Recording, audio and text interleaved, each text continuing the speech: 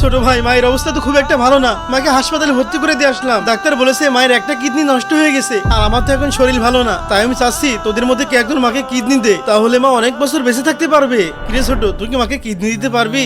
না না বড় ভাই, আমি কিডনি দিতে পারবো না, আমি এখনো অনেক ছোট।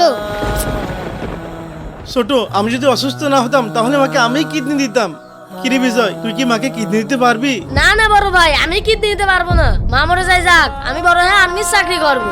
কিরে আরাফাত, কেউ তো দিতে যাচ্ছে না, তুই কি মাকে কিডনি দিতে পারবি? কি বলো বড় ভাই, আমি মাকে কিডনি দিতে পারবো না? যেই মা মাকে 10 মাস 10 দিন পেটে ধরেছে, সেই মায়ের জন্য শুধু কিডনি কেন, আমার জানটাও দিয়ে দিতে পারবো। শোন, তোদের কাউকে কিডনি দেওয়া লাগবে না। মায়ের সাধারণ ডায়রিয়া হয়েছে, আর মা 2 দিন পরে এমনিতেই বাড়িতে চলে আসবে। আর শোন, বাবা মারা যাওয়ার আগে আমার ঘরে একটা বাক্স রেখে গিয়েছিল, সেখানে অনেক টাকা আছে। আর বাবা তোদেরকে এইভাবে পরীক্ষা করতে বলেছিল। আর এই নে আরাফাত, আজ থেকে ওই বাক্সর মালিক তুই।